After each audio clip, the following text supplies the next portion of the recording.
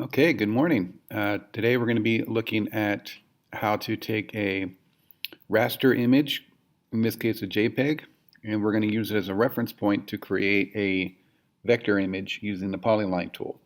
And so the end result is we're going to have a product that's going to have much sharper lines and it's going to be much crisper than what we began with. So right now what I'm doing is I'm just looking in my download files. I'm finding an image that I took off the internet, so this is not my design, but we're just going to use this artist design as a reference and probably using similar tools to what they used to begin with.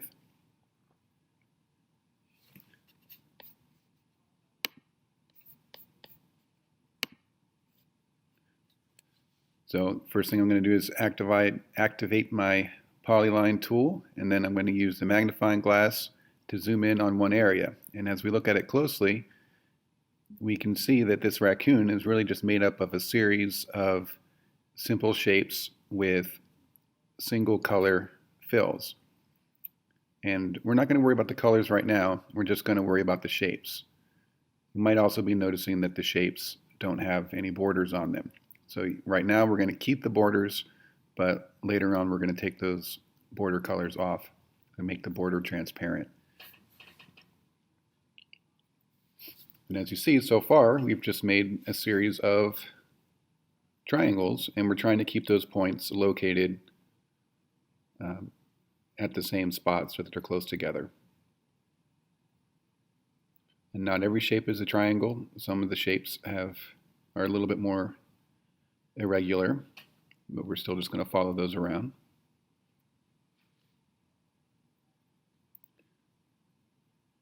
And this, by the way, is being played back at a faster speed. If I was really talented, maybe I could do it this fast, but it's going to take a little bit of time to follow all these shapes.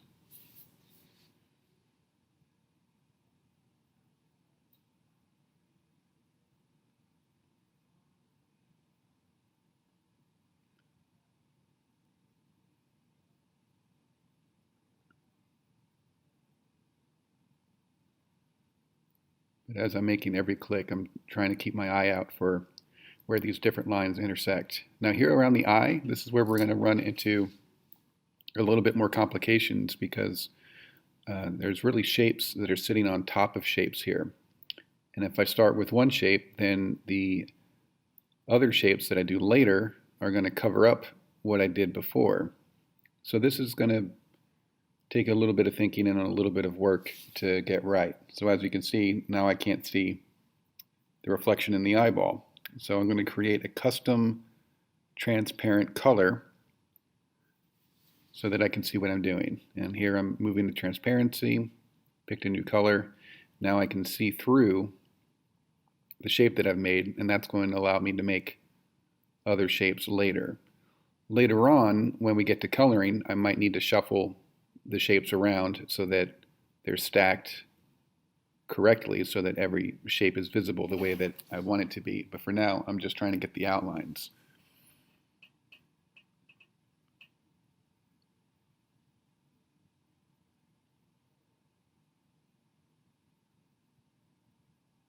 And if you think back to the assignment from Polyline Practice, this really isn't that much different than those basic octagon and trapezoid shapes that you traced on that first slide.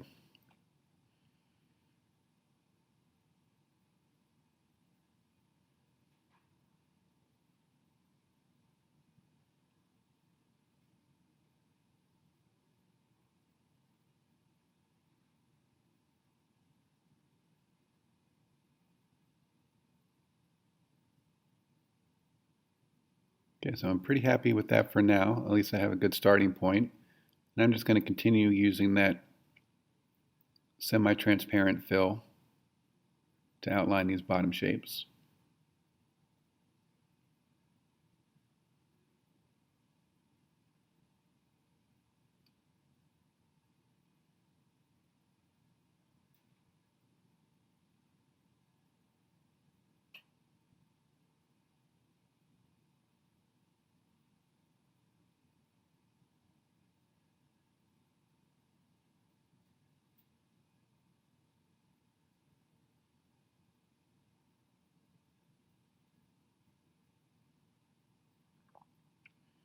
And I'm just going to keep going with this until I've done one half of the raccoon.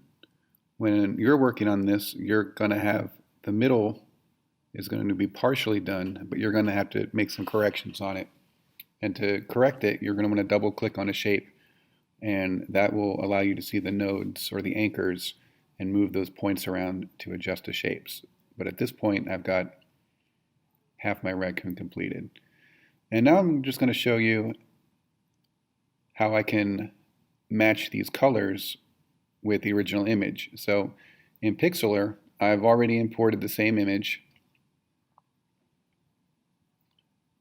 and I'm going to use the eyedrop tool and the shape tool to kind of steal the image colors. So I've used my shape tool and I'm using the color picker or the eyedrop tool. I'm clicking on the nose, and that's giving me a hex number that I can then copy that number. So that number that I'm copying, if I go back, I can make a custom color by hitting plus. And then see that highlighted area, I'm just going to replace that, Control V, with what I stole, essentially, from the previous program. And I can keep going back to that shape, or I can make new shapes. The main thing I'm after is finding that number.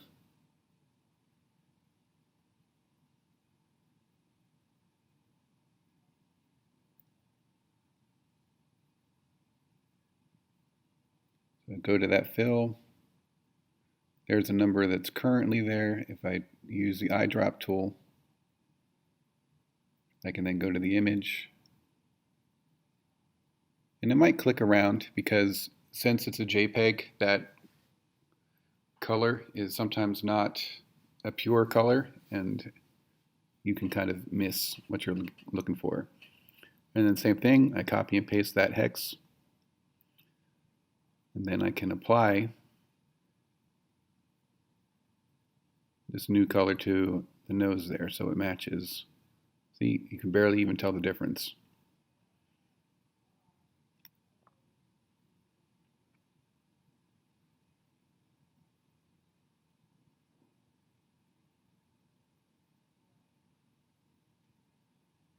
Of course, that's going to be too dark, so now I need to go back and find that light brown. And I think there's probably about 10 different shades that make up this raccoon. You have different browns and tans.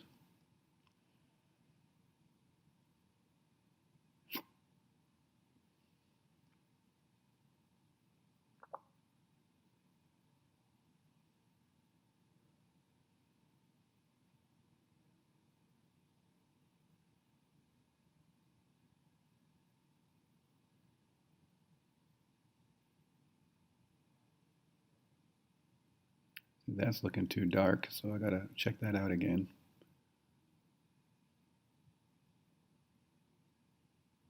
Use the color picker, highlight that hex number, make sure I copy it, make a new custom color, paste it into that box.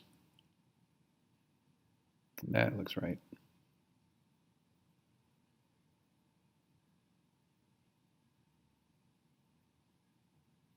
And then again, to double click and you can tweak those shapes. Because you either have a box or you have access to the nodes. If you click on it once, you get a box around a shape.